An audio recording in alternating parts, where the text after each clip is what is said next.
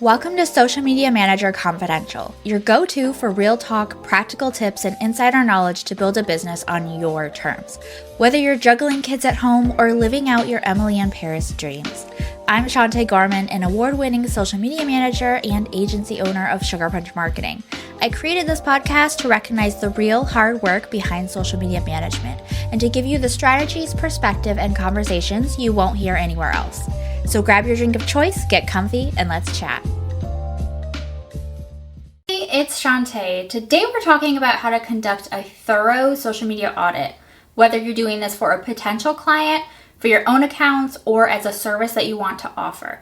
A good audit isn't just pointing out what's wrong, it's about identifying opportunities for growth and improvement in a way that feels helpful, not critical. I'm going to walk you through my exact process section by section so you know exactly what to look for and how to present your findings professionally.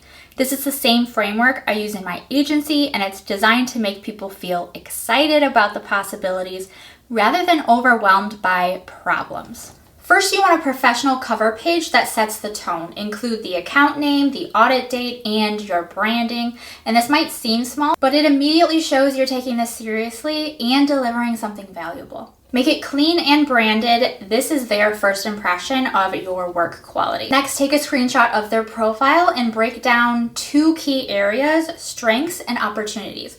Notice I said opportunities, not weaknesses or problems. This language choice matters because some people are sensitive to critique and they might not even realize their profile needs work. For strengths, call out what's already working well. Maybe their bio is clear, their profile photo is professional, or their highlights are well organized. For opportunities, look at things like bio clarity, profile photo quality, highlight organization, link optimization, and overall first impression. Frame everything as, here's how we can make this even better, rather than this is wrong. Now, this is where you dig into their actual post as the content analysis. Look at their media quality, thumbnail consistency, caption style, hashtag strategy, and posting frequency. You can organize this by content type.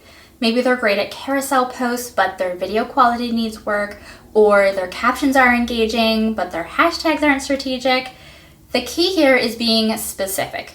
Don't just say improve content quality, say something like opportunity to create more consistent thumbnail styles for video content to improve brand recognition. Then we look at content engagement. So how is their content performing? What types of posts get the most engagement? What day performs best? Which topics resonate with their audience? This section helps them understand what's already working so they can do more of it and what might need adjustment. Then we go into audience information, and this is one of my favorite sections because it tells such a story. Look at who's following them and who's engaging. If you have access to their analytics, you can also get demographic information. If not, you can make observations from their public follower list and their comments. Note any patterns you see. Are their followers mostly in their target demographic? Are they attracting the right people? What do their most engaged followers have in common? And here's where you get detective-like. So who's actually engaging with their content? Is it bots, random accounts, family members, or their ideal clients? Look at the quality of engagement, not just quantity. 2 comments from potential clients are worth more than 100 comments from random accounts. Include an opportunity section here as well. If they're attracting the wrong audience, how can they adjust their content strategy to attract better followers? Then we have suggested objectives. So this is your action plan section. Pull the top 3 opportunities or changes you recommend they make and provide specific details on how to implement them. Don't overwhelm them with 20 different things to fix. Give them 3 clear, actionable priorities they can focus on first. Make each recommendation specific and achievable. If you offer other services they might need, this is where you can include a final slide promoting those services. Keep it relevant to what you found in the audit. Maybe they need a content strategy overhaul or help with their posting schedule or a complete rebrand. Include links to more information or ways to book with you. The more detailed you are, the better. You want them to feel like they got incredible value from this audit, whether they hire you or not. Check for typos at least 3 times before sending. Nothing undermines your credibility like spelling mistakes in a professional audit. And remember that your audit should make them feel hopeful and excited about improving, not criticized and not overwhelmed. You can absolutely create your own version of this process. Start with these sections and customize them based on what you're seeing in the accounts that you're auditing. The framework is solid, but the specific recommendations will depend on the industry, the audience, the goals of each account you're reviewing, as well as the platforms themselves.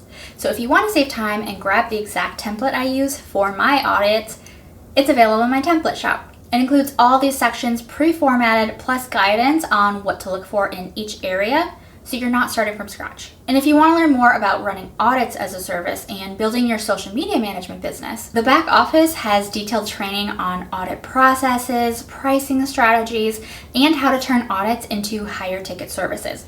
Get your free access at the link in the description.